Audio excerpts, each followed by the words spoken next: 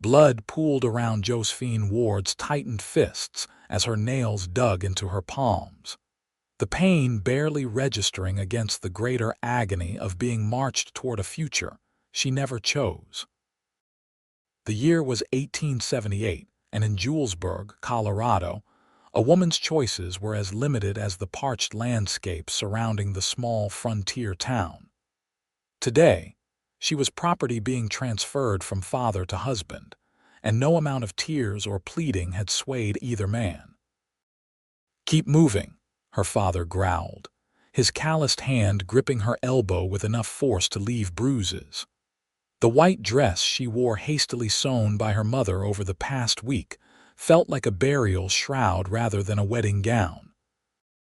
The lace at her wrists chafed her skin raw as she subtly tried to pull away. "Father, please," she whispered, knowing it was futile. "I do not love him." Samuel Ward didn't even bother to look at his daughter. "Love has nothing to do with it. Harold Fitzgerald has money, land, and influence. Our family needs this alliance." The church loomed ahead, its modest wooden steeple reaching toward the cloudless Colorado sky. Josephine could hear the murmur of the gathered townspeople inside.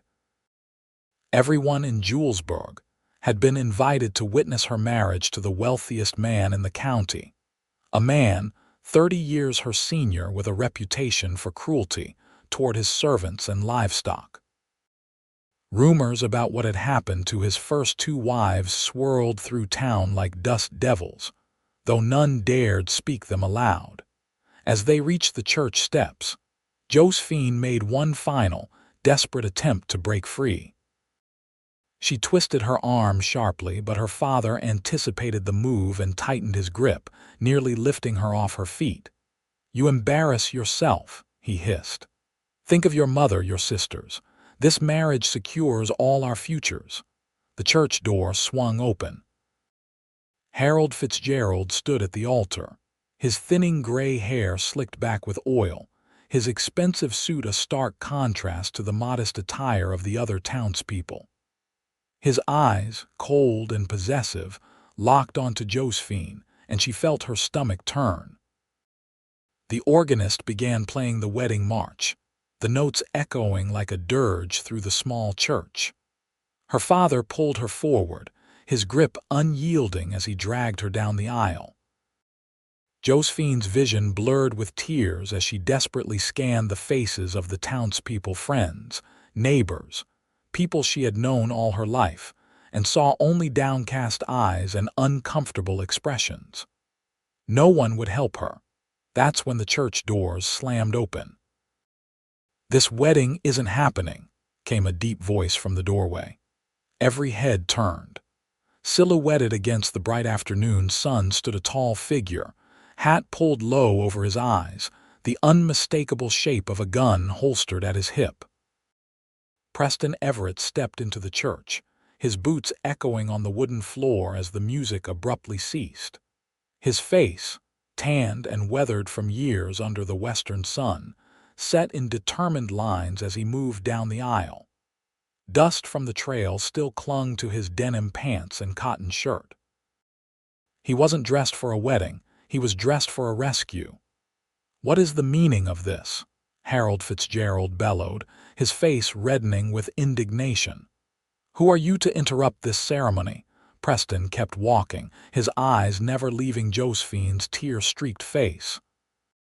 "I'm the man who's putting a stop to this forced marriage," he said, his voice steady but loud enough for everyone to hear. "Look at her. She's being dragged to the altar against her will." Josephine stared at the stranger, confusion mingling with a sudden, dangerous flicker of hope. She had never seen him before, was certain of it. In a town as small as Julesburg, new faces were rare and memorable. Samuel Ward stepped forward, positioning himself between his daughter and the intruder. "This is a private family matter. I suggest you leave before I have the sheriff remove you." Preston's hand hovered near his holster. "I've ridden 3 days to get here after hearing about this arrangement." His gaze shifted to the townspeople. "Is this what Julesburg stands for now? forcing young women to marry against their will. An uncomfortable murmur rippled through the congregation. The sheriff, a portly man named Williams, stood up from his pew but seemed unsure whether to intervene. "Miss," Preston addressed Josephine directly, "do you wish to marry this man?" Before her father could stop her, Josephine found her voice.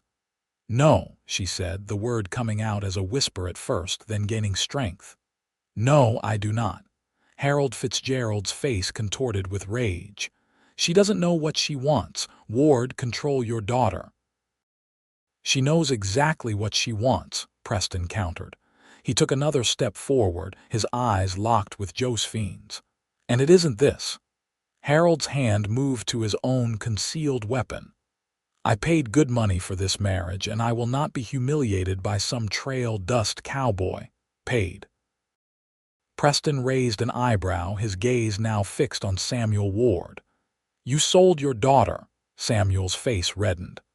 "I made a business arrangement for her future." Preston shook his head slowly, then returned his attention to Josephine. "Miss, if you want to leave, now's the time.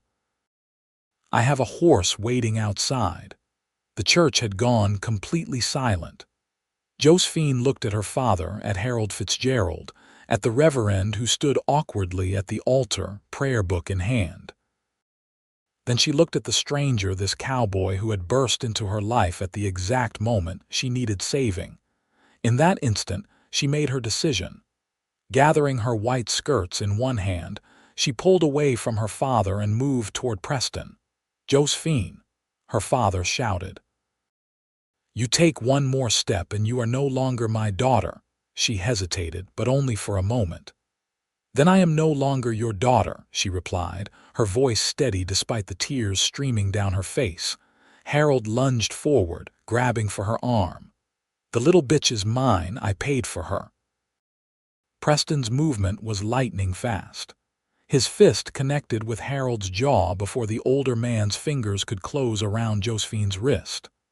Harold stumbled backward, crashing into the altar as gasps echoed through the church. "Sheriff," Samuel Ward shouted, "arrest this man." Sheriff Williams finally stepped into the aisle, his hand on his gun. "Now see here, Sheriff," Preston interrupted. "Are you going to enforce a contract that sells a human being? Because last I checked, slavery was abolished in this country." The sheriff faltered, looking uncertain. "This isn't slavery," Samuel Ward protested. "It's marriage." "Not if she doesn't consent," Preston replied. He turned to Josephine. "Miss, we need to leave. Now." Harold was struggling to his feet, blood trickling from his split lip. "I'll kill you for this," he spat. Preston took Josephine's hand. "Ready to ride?" Her heart pounding wildly in her chest, Josephine nodded. Together they ran down the aisle and burst through the church doors into the bright Colorado sunshine. A magnificent chestnut stallion stood waiting, pawing impatiently at the ground.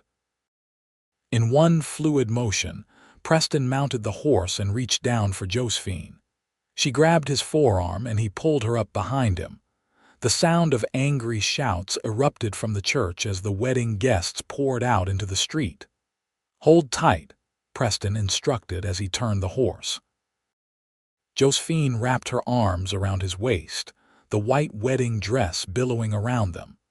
The horse took off at a gallop, thundering down Julesburg's Main Street as townsfolk stopped to stare at the bizarre sight of a bride being spirited away by a mysterious cowboy.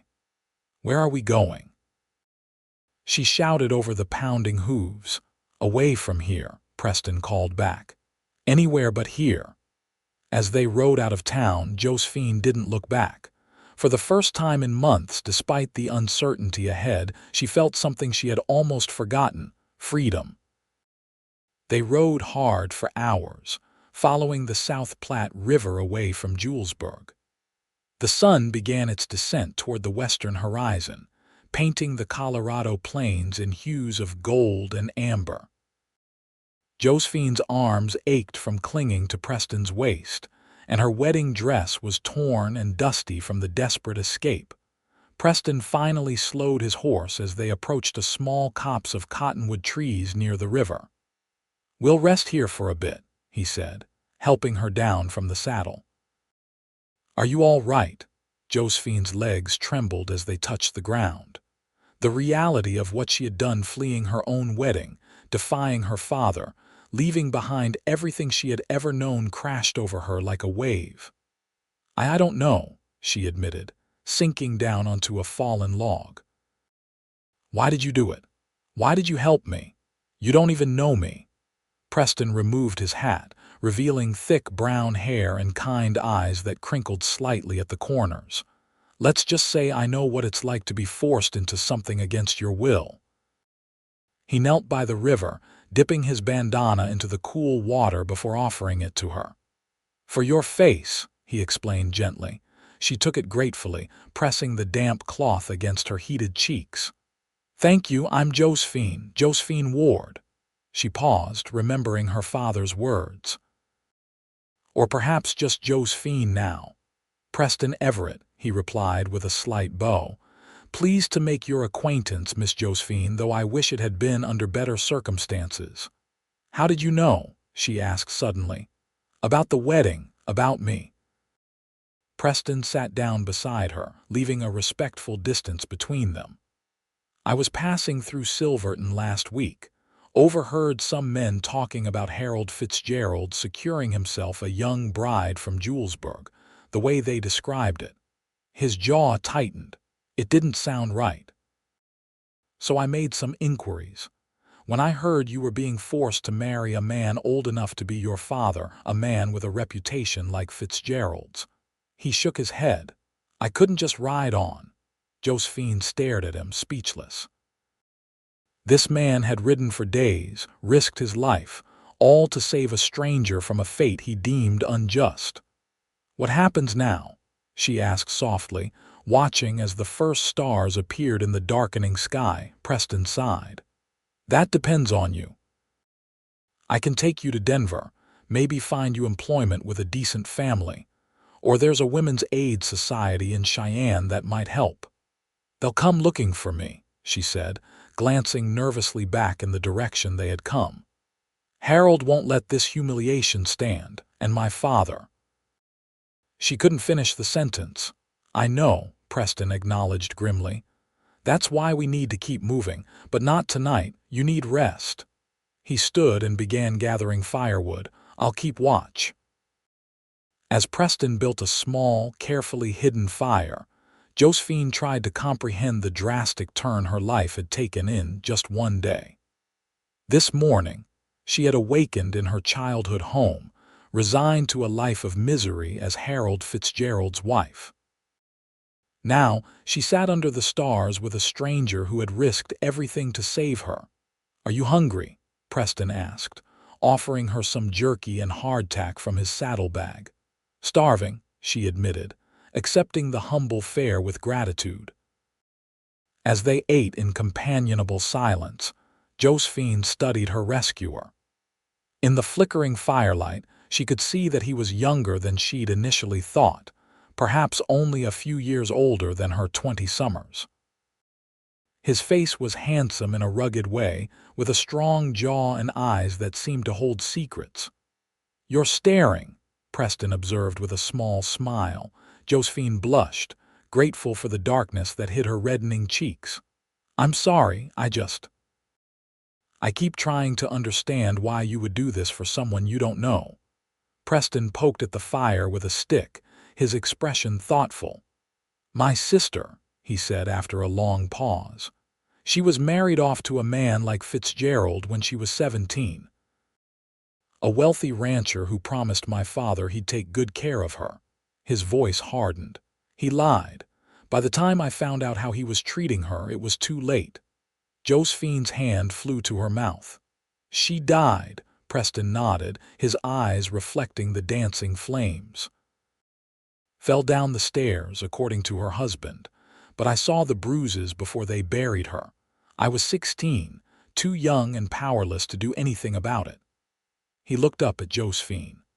"I swore I'd never stand by and watch another woman forced into that kind of life if I could help it." "I'm so sorry about your sister," Josephine said softly, "and I'm grateful beyond words for what you did today." They fell silent again, the crackling fire and nighttime sounds of the prairie their only companions. Josephine removed her torn veil and tossed it into the fire, watching as the delicate lace curled and blackened in the flames. "You should get some sleep," Preston eventually said. "We'll need to start early tomorrow." "Where will we go?" "West," he replied. "I know some people in a small settlement near the foothills. We can rest there for a few days while we figure out something more permanent." The idea of something more permanent filled Josephine with both anxiety and excitement. For the first time in her life, her future was entirely unwritten. "Here," Preston said, removing his coat and offering it to her. "Use this as a pillow." "What about you?" she asked. "I'll be fine. I'm used to sleeping rough." He moved to the other side of the fire, giving her privacy. "Good night, Miss Josephine." "Good night, Mr. Everett," she replied, curling up on the ground, the wedding dress pooling around her like a white cloud in the dirt. "And thank you again." As exhaustion finally overtook her, Josephine's last thought was that she had never felt so terrified or so alive in all her 20 years. Dawn broke cold and clear over the Colorado plains. Josephine awakened with a start, momentarily disoriented by the unfamiliar surroundings. The events of the previous day came rushing back as she spotted Preston already awake, checking his horse's saddle. "Morning," he greeted her, offering a canteen of water. "We should get moving soon. Your father and Fitzgerald likely have men searching for us already." Josephine accepted the water gratefully.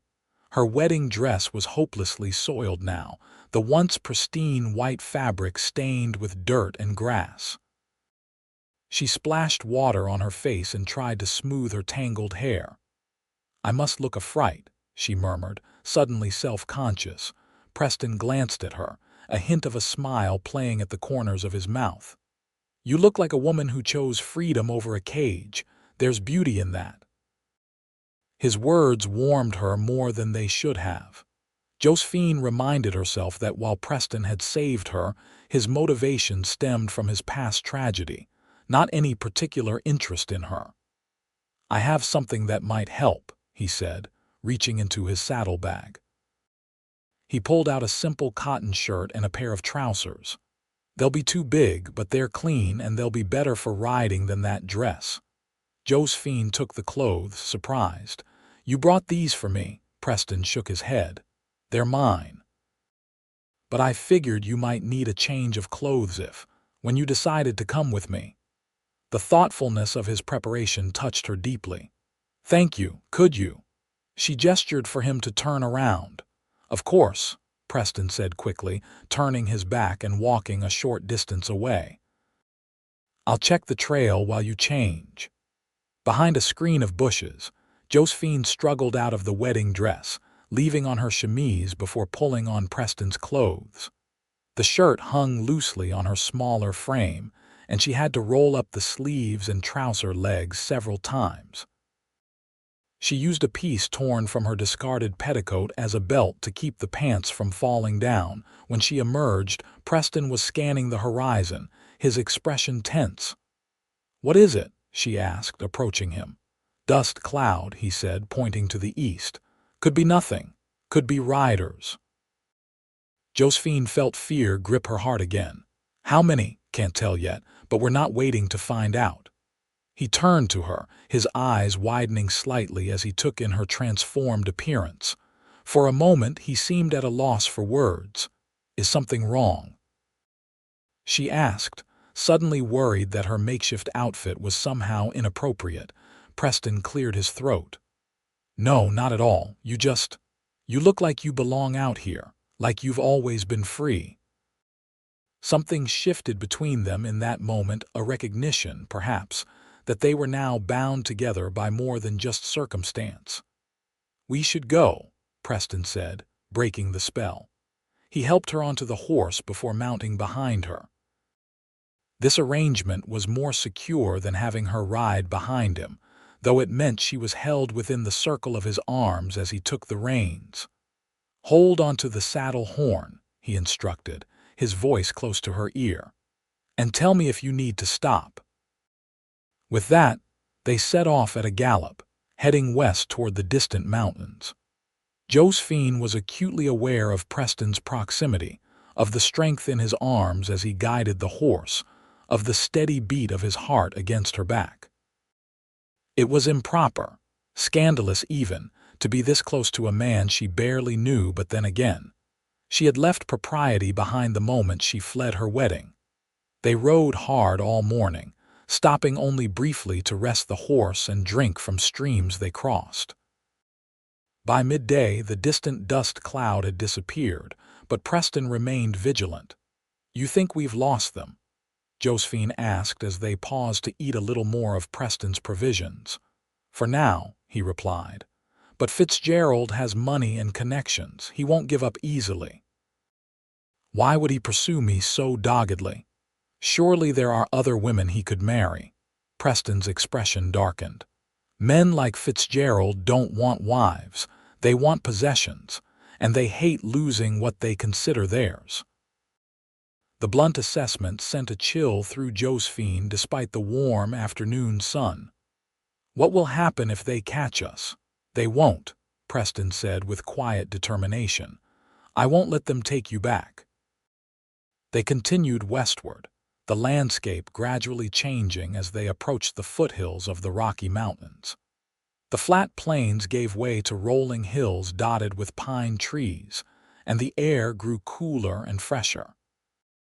By late afternoon, Preston guided them off the main trail and onto a narrower path that wound through a wooded area. "Not much farther," he assured her, noting her weariness. "My friend Jacob has a cabin about 2 miles ahead. We'll be safe there for a while." "Your friend won't mind harboring fugitives?" Josephine asked, only half joking. Preston chuckled, the sound resonating through his chest against her back. "Jacob's not fond of men who force women into marriage. His wife Clara escaped from a similar situation before they met." As they rounded a bend in the trail, a small cabin came into view. Smoke curled from the stone chimney, and a corral to one side housed several horses. A tall, broad-shouldered man with a thick beard was chopping wood in the yard. He straightened as he heard their approach, hand moving instinctively toward the rifle leaning against the woodpile. "Jacob," Preston called out. "It's Preston Everett."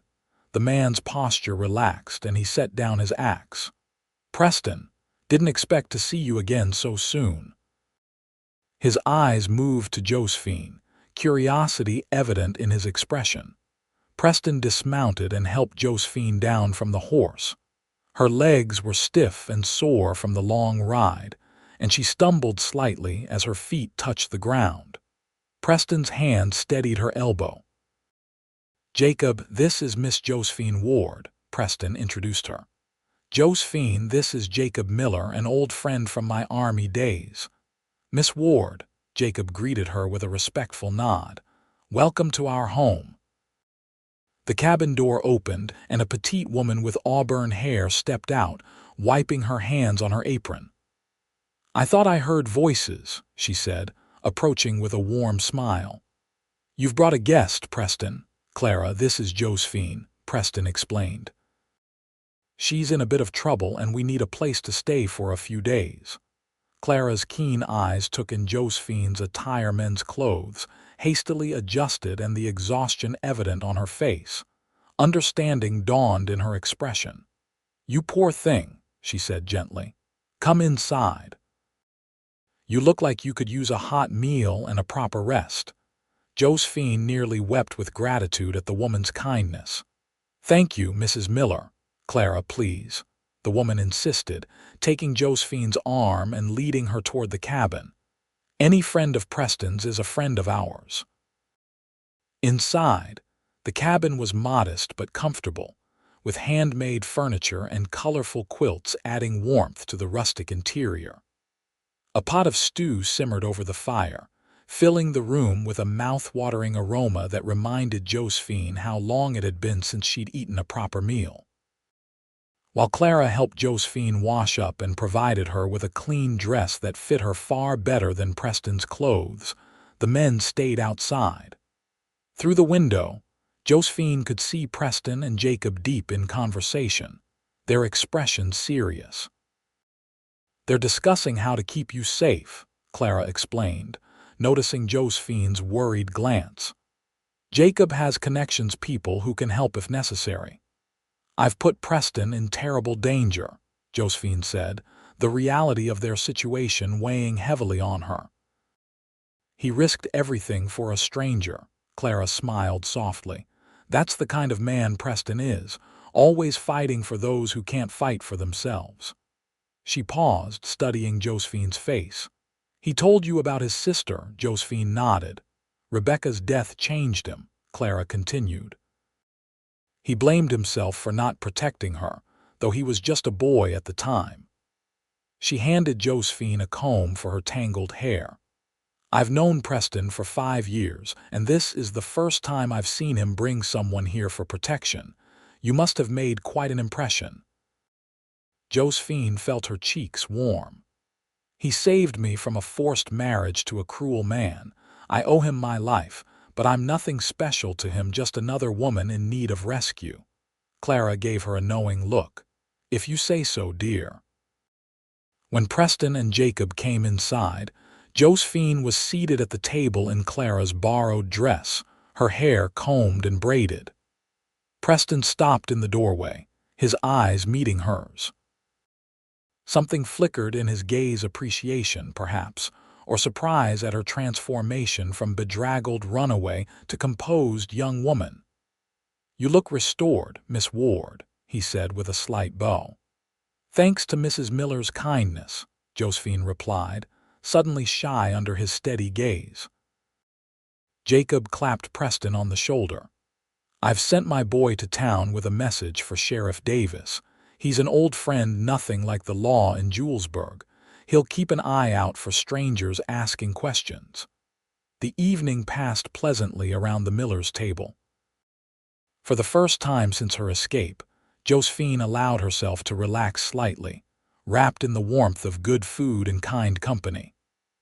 Clara's 2 children, 8-year-old Thomas and 6-year-old Emma, were fascinated by the new arrivals, especially Preston, whom they clearly adored.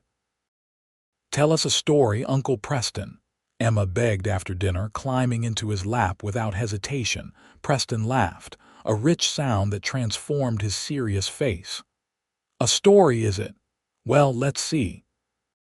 He launched into a tale about a clever coyote outwitting a mountain lion, his voice animated as he acted out the different characters. Watching him with the children, Josephine felt something stir in her heart. This was a different side of the stern, protective man who had rescued her, a gentle, playful side that made her wonder what kind of father he might be someday. "You're good with them," she commented later, as they sat on the porch while the Millers put the children to bed. Preston leaned back in his chair, gazing up at the star-filled sky. "They're good kids. Jacob and Clara have built something special here." "Is that what you want someday? A family of your own?" He was quiet for a long moment. "Once, maybe, but my life isn't exactly suited for settling down. I move around too much, and my activities sometimes put me at odds with the law." "Activities?" Josephine raised an eyebrow. "Are you an outlaw, Mr. Everett?" Preston chuckled. "Not exactly. Let's just say I occasionally help people who need helping, even when the law might not approve. Like rescuing unwilling brides from their weddings, something like that." His expression grew serious again. "What about you, Miss Ward? What do you want, now that you're free to choose?" Josephine considered the question, realizing that no one had ever asked her what she wanted before. "I'm not sure," she admitted. "I've never had the luxury of dreaming beyond Julesburg. Maybe I'd like to teach. I've always loved books and learning." "You'd make a fine teacher," Preston said, his voice warm with approval. They sat in comfortable silence for a while, listening to the night sounds of the forest around them. Despite the danger still pursuing them, Josephine felt a strange peace settle over her, as if, for the first time, she was exactly where she was meant to be. "We should turn in," Preston eventually said. "Tomorrow we'll need to decide our next move." Jacob had arranged for Preston to sleep in the small storage room off the main cabin, while Josephine would share the loft with the children.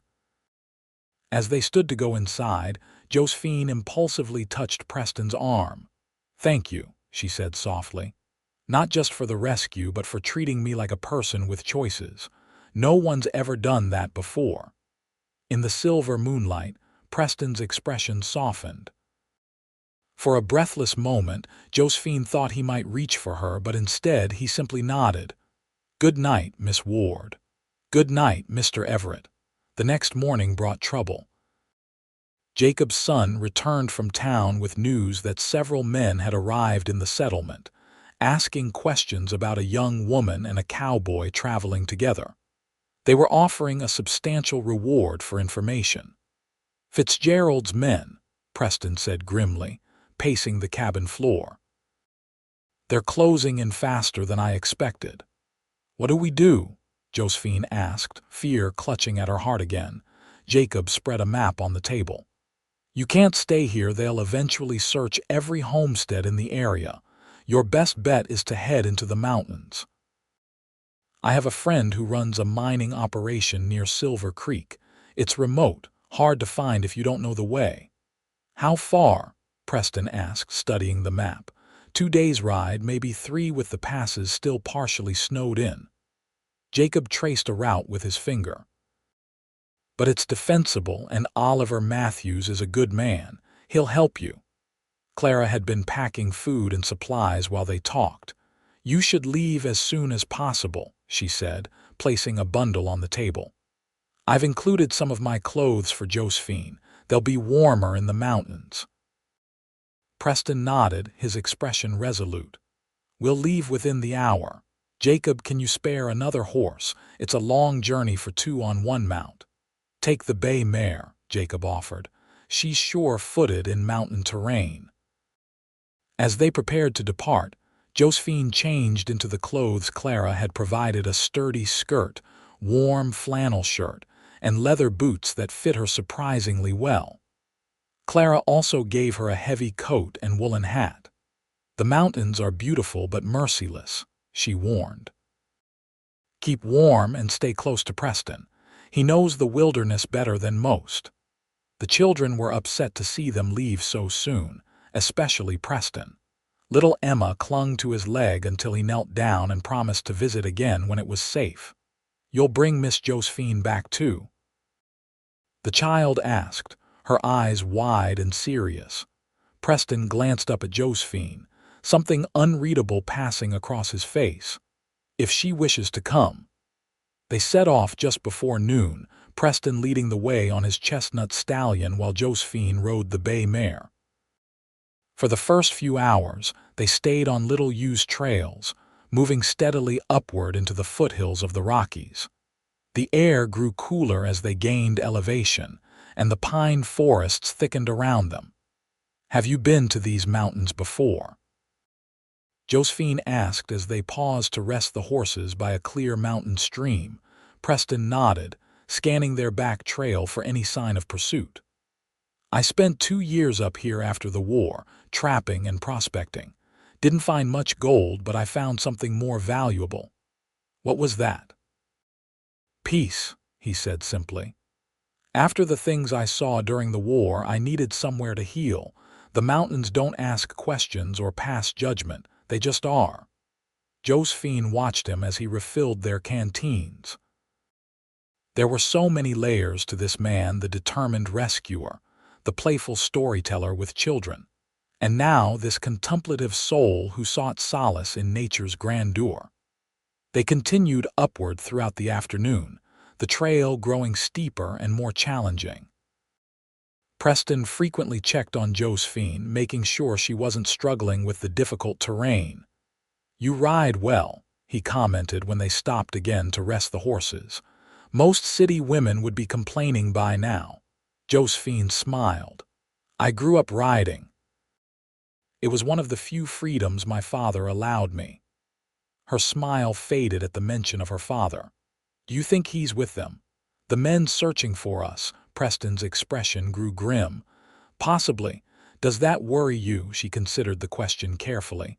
I'm not afraid of him anymore. But I am afraid of what he might do to you if we're caught. He won't forgive what he sees as your interference. I can handle Samuel Ward, Preston assured her, though his hand unconsciously moved to the gun at his hip. It's Fitzgerald who concerns me. Men like him don't take humiliation well. As evening approached, they made camp in a sheltered hollow beneath towering pines. The temperature had dropped considerably, and Josephine was grateful for Clara's warm clothing. Preston built a small fire, careful to keep it low and well hidden. We shouldn't risk a larger fire, he explained as he prepared a simple meal of beans and dried beef. The smoke might be visible for miles. They ate in companionable silence, the mountain twilight deepening around them. Stars appeared overhead, brilliant diamonds against the darkening sky. Despite the danger that pursued them, Josephine found herself marveling at the wild beauty surrounding them. It's magnificent, she breathed, gazing upward. I've never seen stars so bright. Preston followed her gaze. The air's clearer up here, nothing between you and heaven. Is that how you see it? As heaven, he considered her question thoughtfully. More like a reminder that our troubles are small in the grand scheme of things. Those stars were shining long before we were born and will continue long after we're gone. That's a comforting thought, Josephine said, pulling her coat tighter around her shoulders as the night chill settled in. Preston noticed her shiver. You should sleep close to the fire, he suggested. I'll keep watch for a while. You need rest too, she protested. You've barely slept since we left Julesburg. I'm used to it, he assured her, but Josephine could see the weariness in his eyes. At least share the fire, she insisted. There's no sense in you freezing while I'm warm. After a moment's hesitation, Preston nodded. He spread his bedroll near hers, close enough to share the fire's warmth, but maintaining a respectful distance. As Josephine settled down for the night, she found herself watching Preston's profile in the flickering firelight, the strong line of his jaw, the thoughtful set of his mouth. Tell me about your life before all this, she said softly. Where are you from? Do you have family besides your sister? Preston poked at the fire with a stick, his expression distant. I was born in Missouri. My parents had a small farm there, but we lost it during the war. My father and older brother both died fighting for the Union. Afterward, my mother took Rebecca and me to Colorado to live with an uncle. His voice grew quieter. After Rebecca died, I couldn't stay. My mother understood. She remarried a few years ago, a kind man with a store in Denver. She's happy now, I think. Do you visit her when I can? It's not often enough. He glanced over at Josephine. What about you? You mentioned sisters. 2 younger sisters, Josephine confirmed. Mary is 17 and Beth is 15. I worry about what will happen to them now. With me gone, Father might try to arrange a similar marriage for Mary. Preston frowned. We could send word somehow. Warn them. The "we" didn't escape Josephine's notice. It implied a future where they remained connected, a prospect that warmed her more than the fire. Perhaps from this mining camp, she suggested. If it's safe. They fell silent again, but it was a comfortable silence, filled with unspoken understanding. As exhaustion overtook her, Josephine felt her eyes growing heavy. The last thing she saw before sleep claimed her was Preston's vigilant figure, keeping watch over her through the night. She dreamed of weddings and funerals, of white dresses stained with blood. In her dream, she was running down the church aisle, but instead of Preston waiting to rescue her, it was Harold Fitzgerald, his face twisted in a malicious grin as he reached for her with gnarled hands. "You're mine," Dream Fitzgerald snarled. "I paid for you." Josephine awoke with a start, a small cry escaping her lips. The fire had burned down to embers and the forest was dark around them. For a terrifying moment, she thought she was alone until a warm hand touched her shoulder. "It's all right," Preston's voice came softly through the darkness. "Just a dream. You're safe." His presence was instantly calming. Josephine took a deep breath, the lingering terror of the nightmare slowly receding. "I'm sorry I woke you." "You didn't. I was already awake." In the faint glow of the dying fire, she could see that he had moved closer, concerned by her distress. "Do you want to talk about it?" Josephine shook her head. "It was just a bad dream, Fitzgerald." Understanding crossed Preston's face. "He can't hurt you anymore. I won't let him." "You can't protect me forever," she whispered, voicing the fear that had been growing inside her since their escape. "Eventually, we'll have to part ways and then we'll figure something out," Preston interrupted gently. "One day at a time, remember." On impulse, Josephine reached out and took his hand, needing the tangible reassurance of his strength. Preston's fingers curled around hers, warm and solid in the cold mountain night. They stayed like that for a long moment, connected by that simple touch, until Josephine's eyes grew heavy again. "Sleep," Preston murmured. "I'll be right here." She drifted back to sleep, still holding his hand, and this time no nightmares came to trouble her rest. Dawn brought with it a dusting of snow, just a light powder that silvered the pine branches and crunched softly beneath their boots as they broke camp. The air was crisp and invigorating, scented with pine and wood smoke. "We need to move quickly today," Preston said as they saddled the horses. "There's a pass ahead that can be treacherous in bad weather, and those clouds don't look friendly." He nodded toward the western horizon, where dark clouds were gathering over the higher peaks. They rode steadily upward throughout the morning, the trail growing steeper and narrower.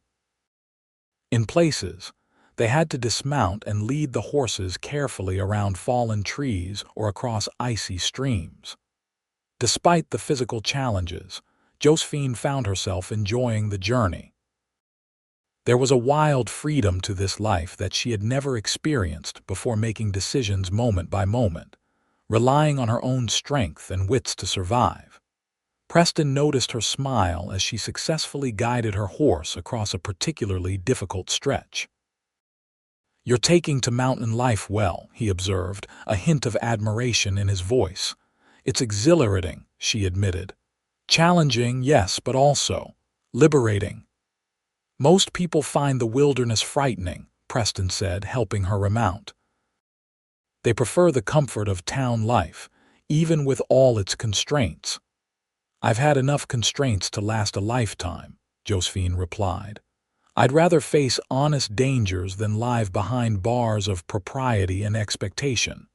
Preston studied her face, seeming to truly see her for the first time.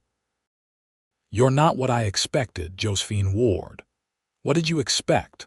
A frightened girl in need of rescuing. But you're something else entirely, a woman discovering her own strength." His words filled her with unexpected pride. No one had ever seen her that way before, as strong, capable, worthy of admiration. In her father's house, she had been merely an asset to be managed and eventually traded. Even her mother, kind as she was, had never encouraged Josephine to seek her own path. By mid-afternoon, they had reached the pass Preston had mentioned. It was a narrow gap between towering peaks, the trail barely wide enough for the horses to navigate single file. The wind had picked up, driving needles of snow and ice before it. "Stay close," Preston called back to her as he led the way. "The trail drops off sharply on the right side." Josephine guided her mare carefully, keeping her eyes fixed on Preston's back. The horse was nervous, sensing the danger of the narrow path and the worsening weather. Twice, she slipped on icy patches, causing Josephine's heart to lurch in fear. They were halfway across the pass when Preston suddenly halted, raising his hand in warning. Josephine stopped immediately, straining to hear over the wind. Then she heard it too, the distant sound of hoofbeats, multiple horses approaching from behind. "Riders," Preston said grimly, turning his horse to face her. "Coming up the same trail we took." Fear clutched at Josephine's heart. Fitzgerald's men, likely. Preston scanned the rocky slopes above them, his expression calculating. "We can't outrun them on this narrow trail, and we can't go back." "What do we do?" Josephine asked, fighting to keep her voice steady. Preston pointed to a cluster of large boulders about 50 yards ahead, where the pass widened slightly. "We make a stand there.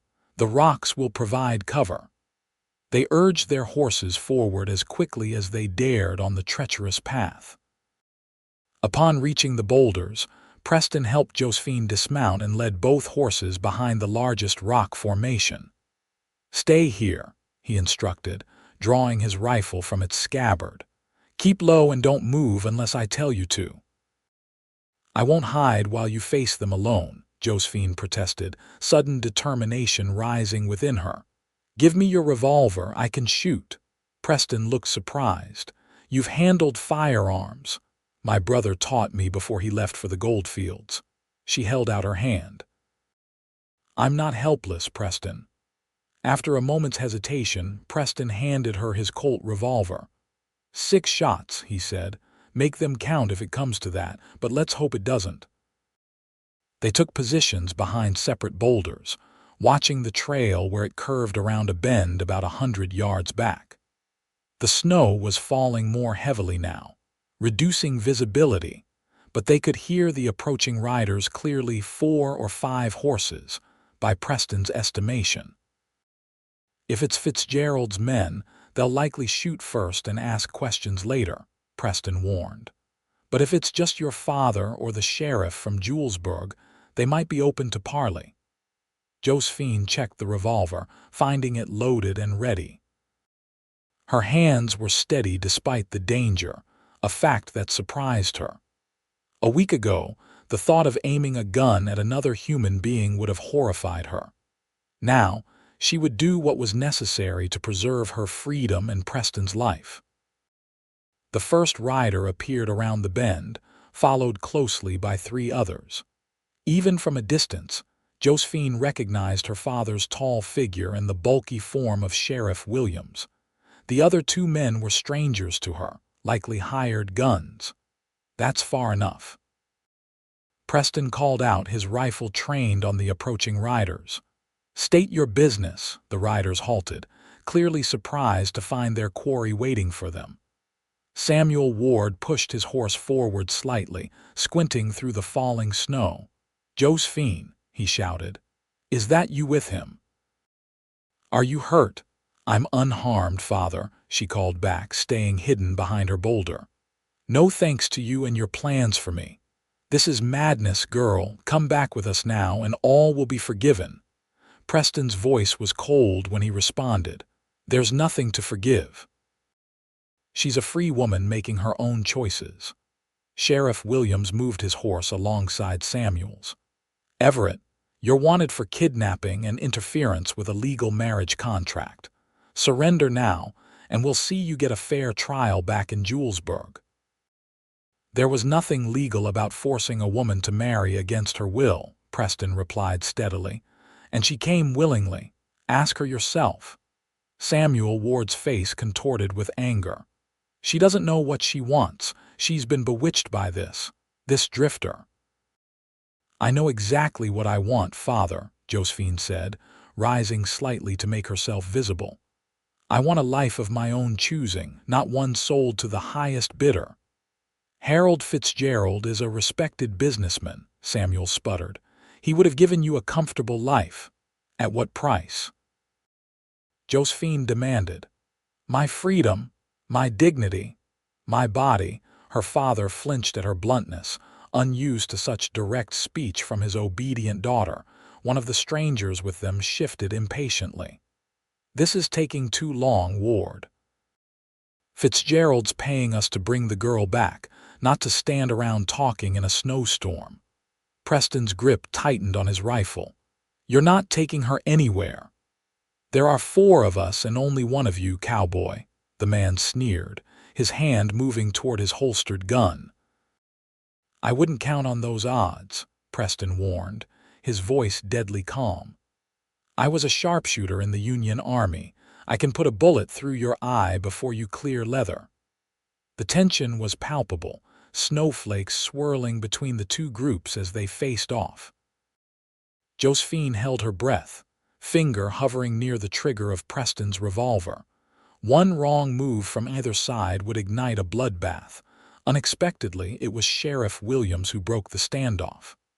"Hold on now," he said, raising his hands placatingly. "Nobody needs to die today." He turned to Samuel Ward. "The girl's clearly not being held against her will, Samuel. I agreed to help find her, not to get involved in a shooting match over a marriage she doesn't want." "You're backing out," Samuel demanded incredulously. "After I paid you to help." The sheriff had the grace to look uncomfortable. "I'm a lawman, not a hired gun. This doesn't feel right." The two strangers exchanged glances, clearly reassessing their situation. "Fitzgerald didn't mention anything about facing down a war veteran," one muttered. "He just said bring back the girl, willing or not." Samuel Ward looked from the hesitant sheriff to his reluctant hired guns, his face reddening with fury. "Cowards, all of you," he spat. Then he turned his attention back to Josephine. "And you ungrateful, disobedient child. After all I've done for you." "What have you done for me, father?" Josephine asked quietly, stepping fully into view now, Preston's revolver held firmly in her hand. "You raised me to be obedient, not happy. You taught me to be proper, not fulfilled. And when the time came, you sold me like livestock to a man who sees women as property to be used and discarded." Samuel recoiled as if slapped. For a moment, something like shame flickered across his face, quickly replaced by stubborn anger. "You've made your choice then. But don't come crawling back when this adventure leaves you destitute and ruined. You're no longer my daughter." The words should have hurt, Josephine thought, but instead she felt only a sad relief. "Goodbye, father." Samuel Ward yanked his horse around and spurred it back down the trail without another word. After a moment's hesitation, the sheriff and the 2 hired men followed, leaving Preston and Josephine alone in the falling snow. They stood motionless until the sound of hoofbeats faded into the distance. Only then did Preston lower his rifle, his shoulders sagging slightly with released tension. "You think they've given up?" Josephine asked, still watchful of the trail. Preston shook his head. "Your father, perhaps, but Fitzgerald won't stop that easily. Those men will report back to him, and he'll send others, more dangerous men likely." He turned to her, his expression grave. "We need to keep moving. We should reach the mining camp by nightfall if we push hard."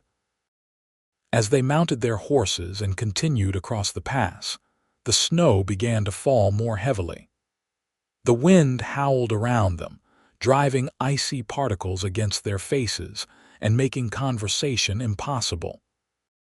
Josephine focused on following Preston's lead, trusting him to find the way through the worsening storm. By late afternoon, the blizzard had fully engulfed them. Visibility was reduced to mere yards, and the temperature had plummeted. Josephine could no longer feel her fingers or toes despite her warm clothing, and she could see that Preston was struggling as well, frequently stopping to check landmarks that were barely visible through the swirling white. "Are we lost?" She finally called out during one such stop, having to shout to be heard over the wind. Preston turned to her, snow crusting his beard and eyebrows. "Not lost, but we can't reach the mining camp tonight. There's a line shack used by hunters about a mile ahead." We'll shelter there until the storm passes." They pressed on, the horses plodding tiredly through deepening snow. Just when Josephine thought she couldn't endure the cold any longer, a dark shape materialized through the white haze, a small cabin nestled against the side of a rocky outcropping, nearly invisible against the mountainside. Preston dismounted stiffly and helped Josephine down. Together they led the exhausted horses to a lean-to attached to the cabin, where they would at least have some protection from the wind and snow. Inside the cabin itself, it was dark and bitterly cold but blessedly dry. "There should be supplies," Preston said, his voice hoarse from the cold. He struck a match, illuminating a small, rustic interior, a stone fireplace, a rough wooden table with 2 chairs and a narrow bunk against one wall. "These line shacks are kept stocked for emergencies. Mountain code." Sure enough, they found firewood stacked beside the hearth, along with tinder and matches. There were also basic provisions: flour, beans, coffee, and jerky stored in a metal box to protect them from vermin. Within minutes, Preston had a fire blazing in the fireplace, its warmth beginning to chase away the bone-deep chill. "Come closer to the fire," he urged Josephine, who stood shivering uncontrollably by the door. "We need to get you warm." He helped her remove her snow-encrusted coat and boots, then wrapped a dusty but serviceable blanket around her shoulders. His own hands were red and raw from the cold, yet he focused entirely on her comfort. "What about you?" Josephine asked through chattering teeth. "You're freezing too." "I've weathered worse," he assured her, though she could see he was just as cold as she was. "Let me check on the horses and bring in our saddlebags. Then I'll see about some hot coffee." While Preston tended to the horses, Josephine huddled by the fire, slowly regaining feeling in her extremities. The cabin was primitive, but felt like a palace after hours in the blizzard. When Preston returned, his arms full of their meager belongings, she insisted he sit by the fire while she prepared a simple meal from the provisions they'd brought, and those found in the cabin. "You've been taking care of me since Julesburg," she said firmly. "Let me return the favor, at least in this small way."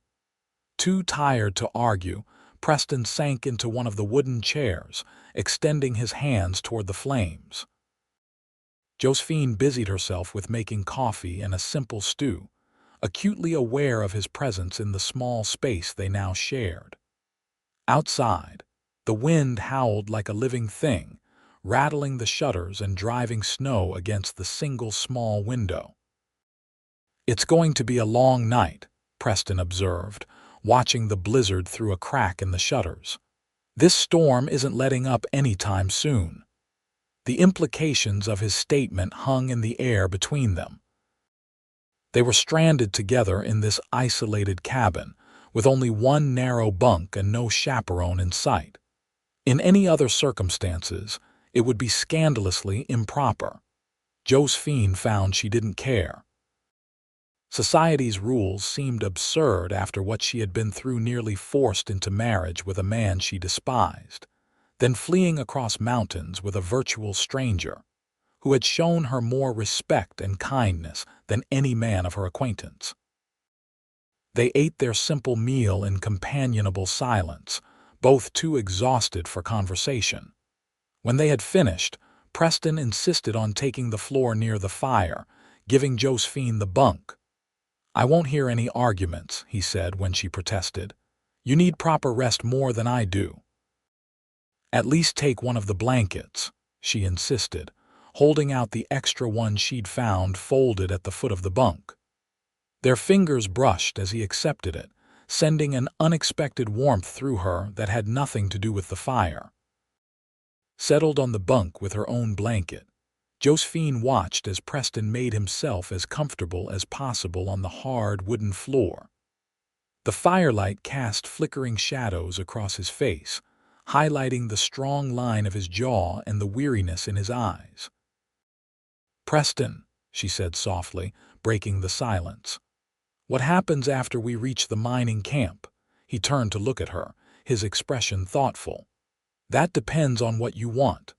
Oliver Matthews might be able to arrange passage to Denver or even San Francisco if you wish to go that far. You could start fresh somewhere, perhaps find a position as a teacher as you mentioned. And what about you? Will you just ride away? The thought brought an unexpected ache to her heart. Preston was quiet for a long moment. I hadn't thought that far ahead, he admitted finally. When I heard about your situation in Julesburg, I only knew I had to help. I didn't plan beyond getting you to safety. But now, he met her gaze directly, something unspoken passing between them. Now, I find I'm reluctant to simply ride away. The confession, simple as it was, made Josephine's heart quicken. I'm glad, she whispered, because I'm not ready to say goodbye to you, Preston Everett. A log shifted in the fireplace, sending up a shower of sparks. Outside, the blizzard continued its assault, but within the cabin's rough walls, something delicate and precious was taking shape. We should get some sleep, Preston said gently. Tomorrow will bring its own challenges. Good night, Preston. Good night, Josephine. Despite her exhaustion, Josephine lay awake for a long time, listening to Preston's steady breathing and the howl of the wind. Her life had changed so completely in such a short time, it was difficult to comprehend. A week ago, she had been a dutiful daughter resigned to a loveless marriage. Now, she was a woman forging her own path, with a man beside her who saw her as an equal, not a possession. For the first time in her life, Josephine Ward felt truly free. The blizzard raged throughout the night and well into the following day, forcing them to remain in the cabin. They passed the time in conversation, learning about each other in ways that would have taken months under normal circumstances. Preston told her about his experiences during the war, the years of wandering afterward, and his occasional work as a scout for the army. Josephine shared stories of her childhood in Julesburg, her dreams of education beyond what was available to her there, and her secret love of adventure stories. I used to sneak dime novels from the general store, she confessed with a laugh. My father would have been horrified if he knew. Young ladies aren't supposed to read such sensational trash. And yet, here you are, living an adventure more exciting than any dime novel, Preston observed with a smile. It doesn't feel quite real yet, Josephine admitted. Sometimes I expect to wake up in my bed in Julesburg with my wedding day still ahead of me. Preston's expression grew serious. Do you regret coming with me? Not for a moment, she replied without hesitation. Whatever hardships lie ahead, they're of my choosing. That makes all the difference. By evening, the storm had finally begun to subside, though the snow lay deep on the ground. They agreed to set out for the mining camp at first light if conditions permitted. The prospect of rejoining civilization brought mixed feelings for both of them. Their time in the cabin had created a private world, a bubble outside normal rules and expectations. As they prepared for their last night in the line shack, Josephine found herself watching Preston covertly, admiring the easy strength with which he moved, the gentleness of his hands as he tended the fire. Something had shifted between them during their forced confinement, a deepening connection that went beyond rescuer and rescued. Preston, she said suddenly, breaking the comfortable silence that had fallen between them. I want to thank you. He looked up from the fire. For what? For everything. For saving me, for showing me what freedom feels like, for treating me as a person with value beyond my father's plans for me. Preston rose and crossed to where she sat on the edge of the bunk. You don't need to thank me for seeing what should have been obvious to everyone, that you're a remarkable woman who deserves to shape her own destiny. Their eyes met and held. Josephine felt her heart racing as Preston slowly reached out to touch her cheek, his fingers gentle against her skin. "Josephine," he said softly, "I need to tell you something. I didn't come to Julesburg by chance. I came because my friend Matthew Lewis wrote to me about you." She blinked in confusion. "Matthew Lewis, the school teacher," Preston nodded. "We served together during the war. He wrote to me about a young woman in his town whose father was forcing her to marry a man known for cruelty. He asked if I could help, knowing my history with such situations. You came to Julesburg specifically to help me." Josephine's mind reeled with this new information. "But why didn't you tell me? At first, I wasn't sure you would trust a stranger who admitted to planning your rescue. Later," he hesitated. "Later, I didn't want you to feel obligated to me in any way. I wanted your choices to be truly yours." The revelation touched Josephine deeply. Even in his rescue, Preston had considered her agency above all else. "Does it change how you see me?" he asked quietly, "knowing I came to Julesburg with the intention of interfering in your life?" In answer, Josephine reached up and placed her hand over his where it still rested against her cheek.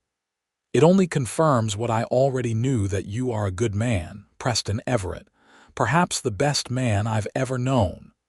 The moment stretched between them, charged with unspoken feelings. Then, slowly, Preston leaned forward. He paused, his face inches from hers, giving her the chance to pull away if she wished. Instead, Josephine closed the distance between them, pressing her lips to his in a kiss that began tentatively but quickly deepened with shared longing. When they finally parted, both were breathing rapidly. Preston rested his forehead against hers, his eyes closed as if savoring the moment. "I never expected this," he confessed. "When I rode into Julesburg, I only thought to help a woman in distress. I never imagined I would find someone who would change everything for me." "How have I changed things for you?" Josephine asked, her heart full to bursting with newfound joy. Preston opened his eyes, meeting her gaze with naked honesty. "You've made me want things I thought I'd given up on: a home, a future, someone to share my life with." "I want those things too," she whispered. "With you." He kissed her again, more deeply this time, his arms encircling her with protective tenderness. Josephine melted into his embrace, feeling as though she had finally found where she truly belonged. They spent the night simply holding each other, talking softly about their hopes and dreams until sleep claimed them. It was the most innocent, yet most profound intimacy either had experienced, a meeting of hearts and minds that transcended physical desire. Morning brought clear skies and a transformed landscape, the mountains glistening with fresh snow under a brilliant sun. They prepared to depart the cabin that had sheltered them through the storm, packing their few belongings and ensuring the lined shack was left in good order for the next traveler who might need its sanctuary. "We should reach the mining camp by midday," Preston said as they saddled the horses.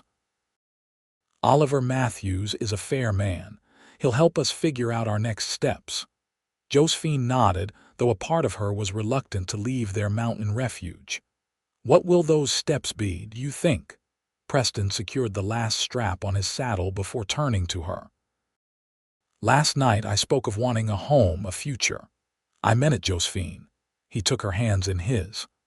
"I know this is sudden, we've known each other barely a week, but I've never been more certain of anything in my life. When we reach civilization again, I want to court you properly if you'll allow it." Joy bloomed in Josephine's heart. "There's nothing I would want more." "It won't be easy," he warned. "Fitzgerald may still pursue us. Your father has disowned you. And I'm not a wealthy man, I can't offer you the comforts you grew up with." Josephine smiled, squeezing his hands. "I don't want comforts. I want a life of meaning, of purpose, and of love. With you." Preston's answering smile was radiant. He lifted her hands to his lips, pressing a kiss to her fingers. "Then we'll build that life together, wherever the trail may lead us." They mounted their horses and set off through the pristine snow. the path to the mining camp clear in the bright mountain sunshine. As they crested a ridge, the vast panorama of the Rockies spread before them, majestic peaks stretching to the horizon. Josephine took a deep breath of the crisp, clean air, feeling more alive than she ever had before. She glanced at Preston riding beside her, his profile strong against the backdrop of mountains and sky. He caught her looking and smiled, the warmth in his eyes matching the sun overhead. Whatever challenges lay ahead, they would face them together. And that, Josephine realized, was the greatest freedom of all.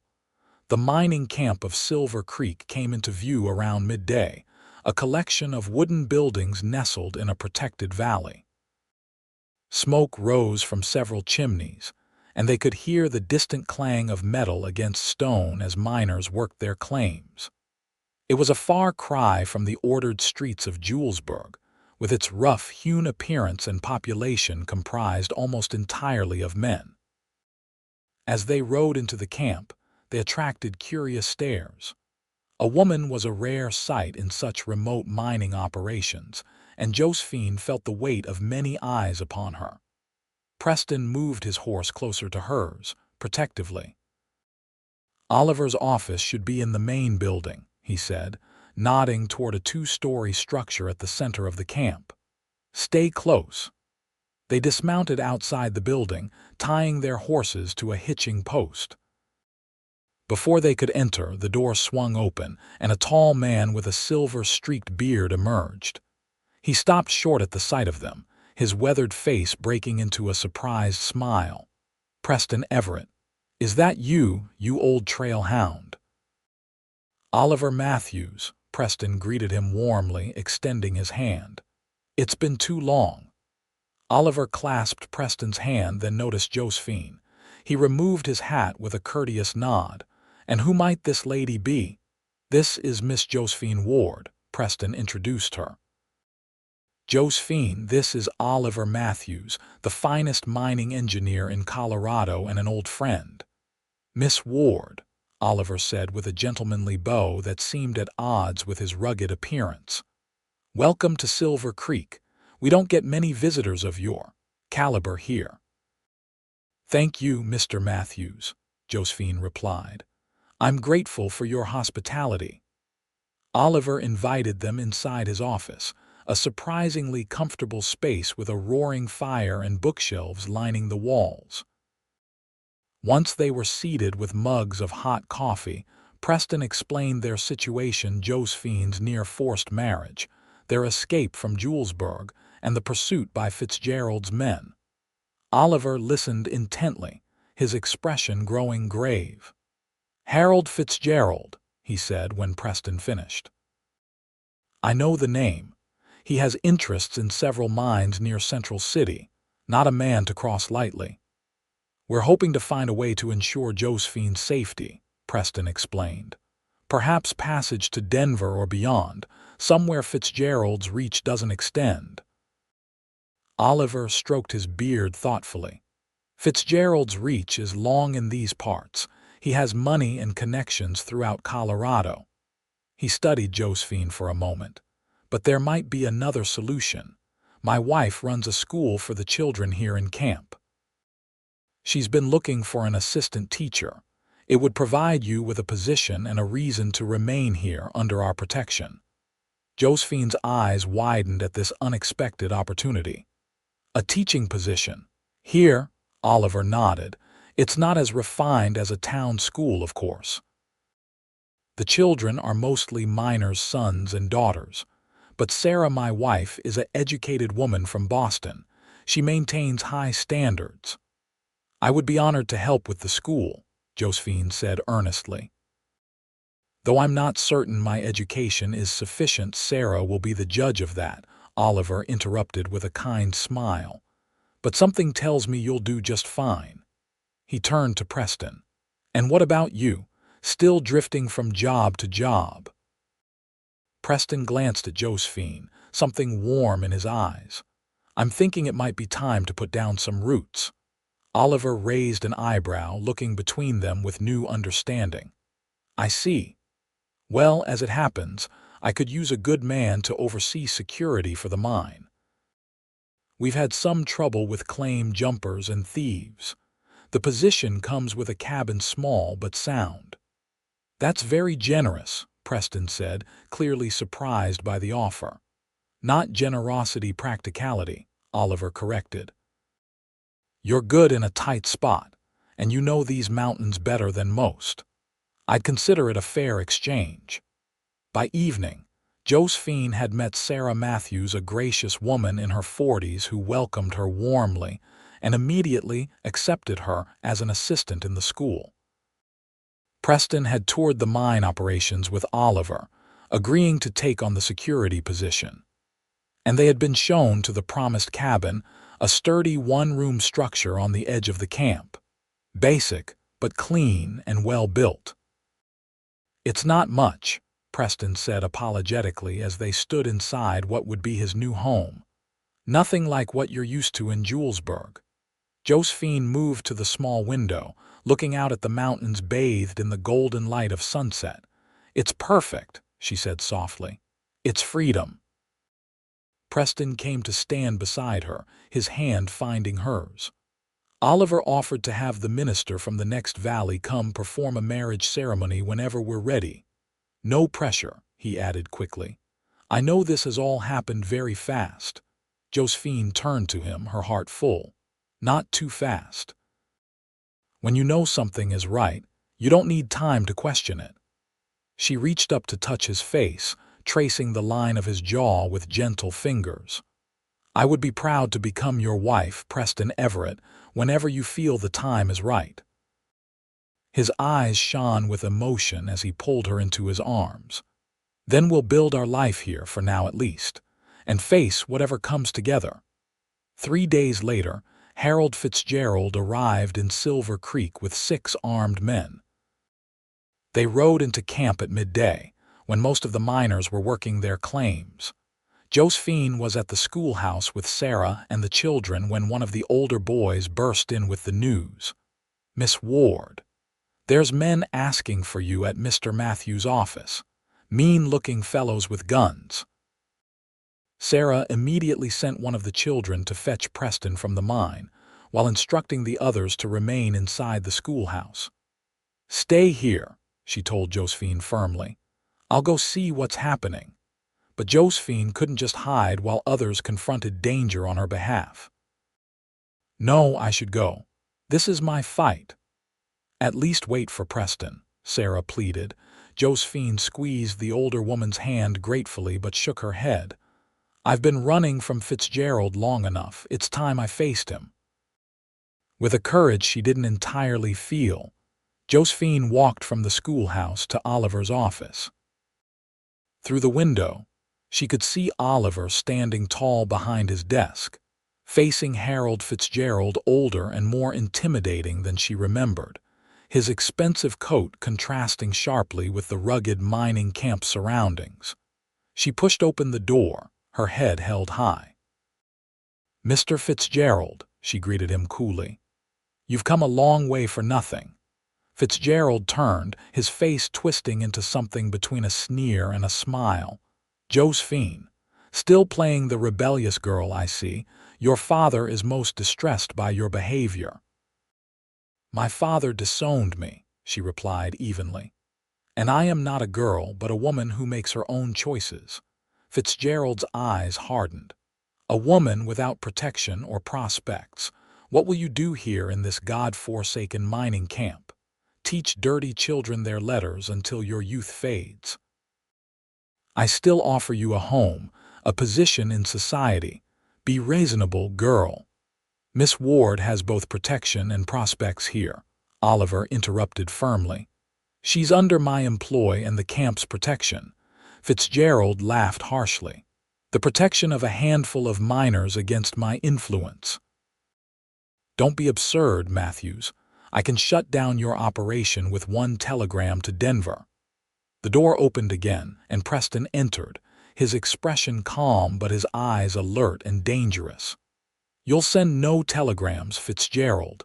Fitzgerald turned, recognition dawning on his face. "The cowboy from the church. I should have known you'd still be hanging around, hoping for some reward for your gallantry."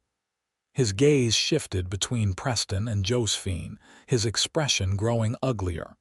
"Have you bedded her yet? Is that your price for playing the hero?"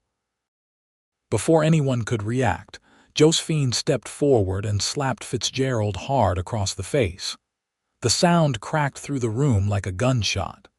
"How dare you?" she said, her voice shaking with fury.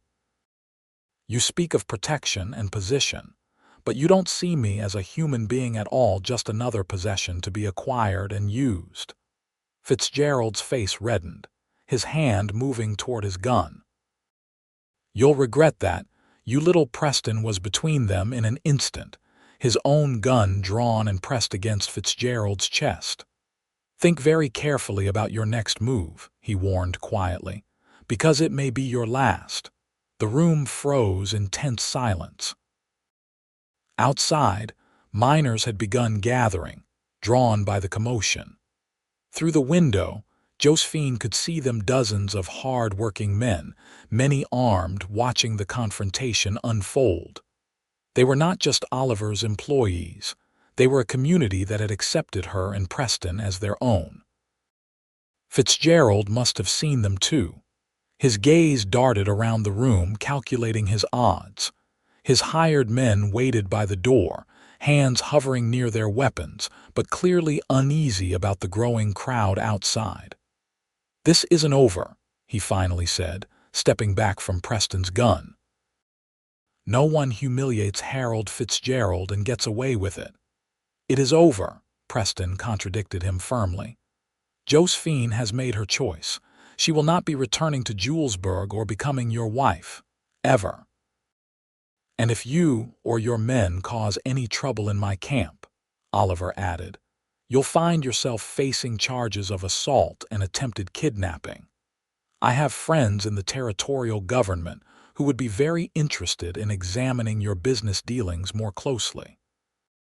For a moment, it seemed Fitzgerald might erupt in violence despite the odds against him. Then, abruptly, the fight seemed to go out of him. He straightened his coat with a jerky movement. "Keep her then," he said bitterly.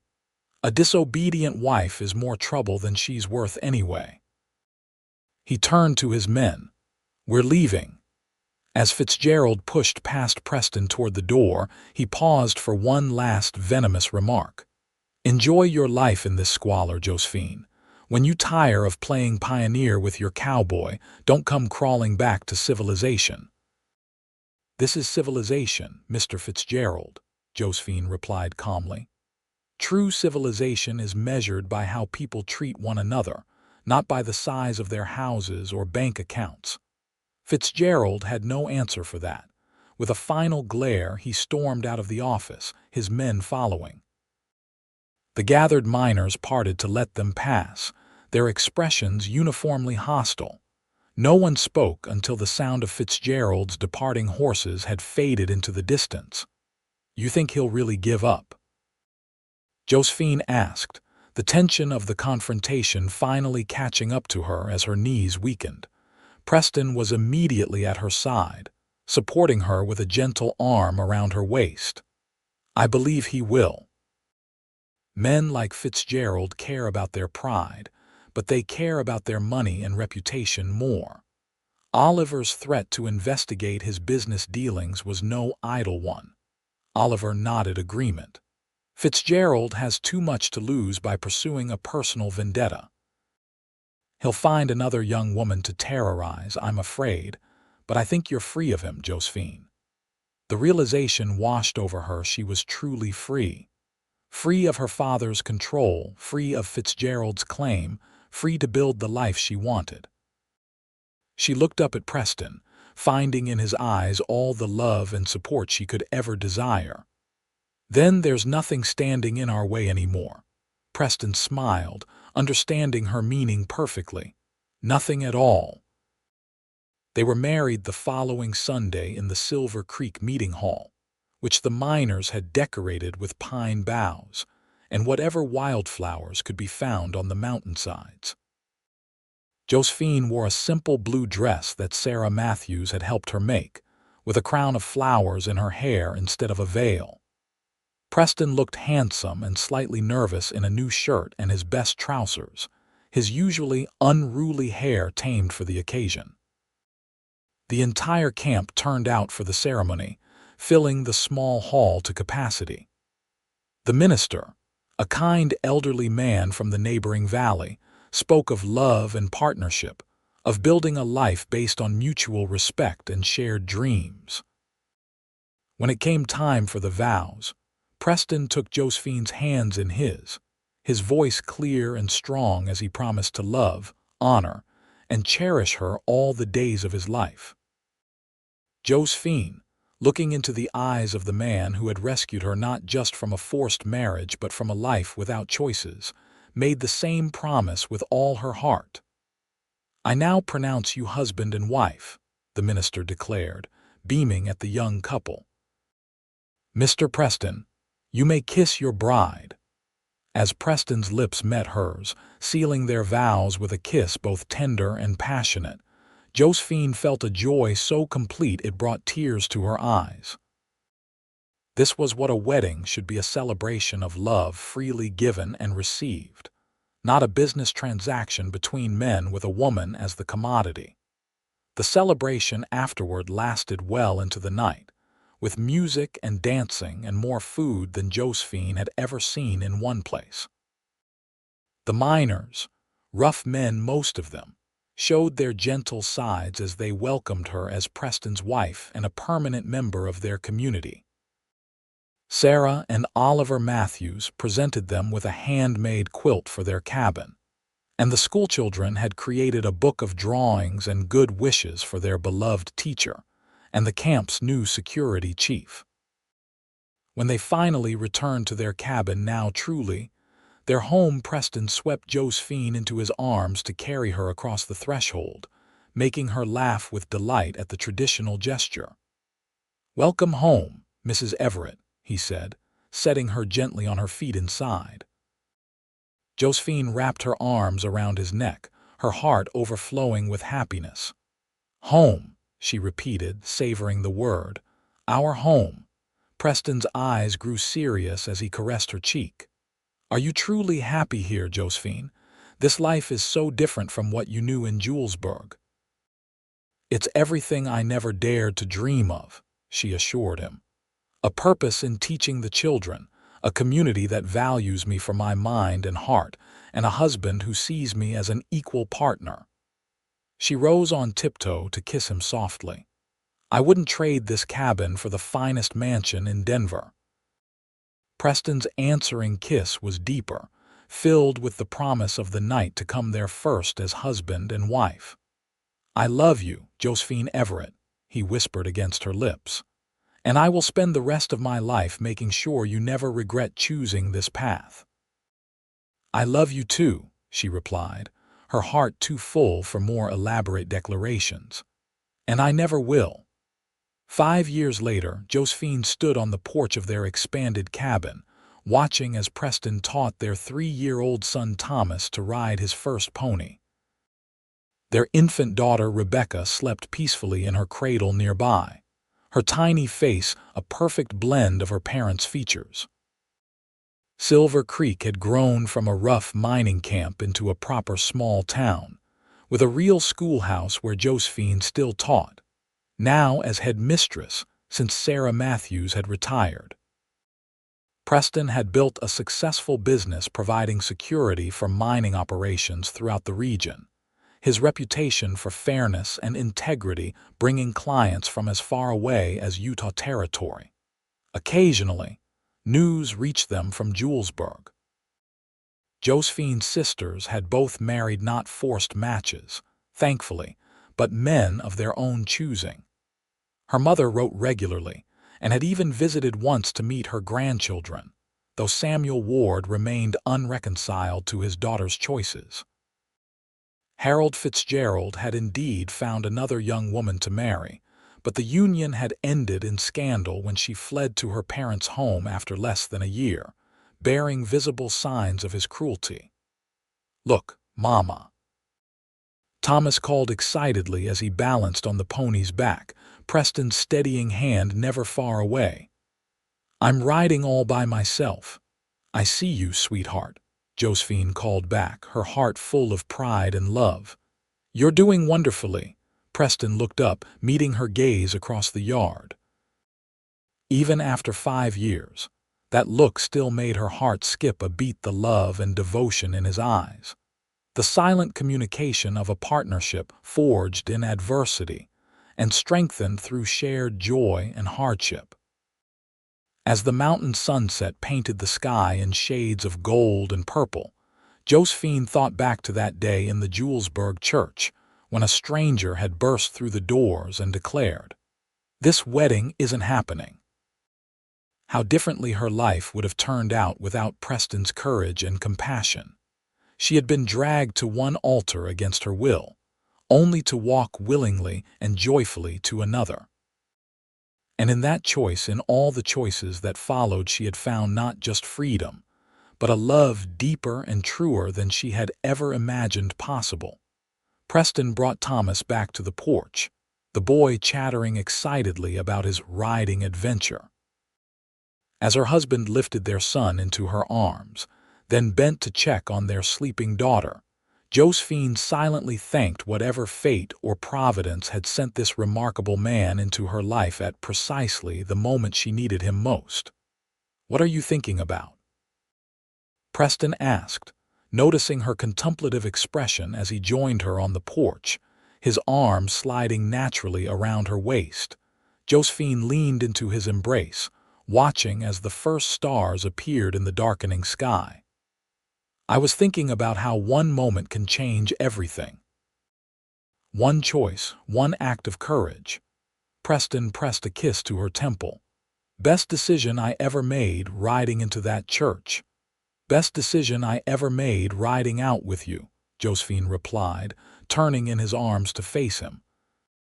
As their lips met in a kiss still as passionate as their first, Josephine knew with absolute certainty that this was always where she was meant to be, not in a loveless marriage of convenience, but in a partnership of equals, built on love, respect, and the freedom to choose their own path together.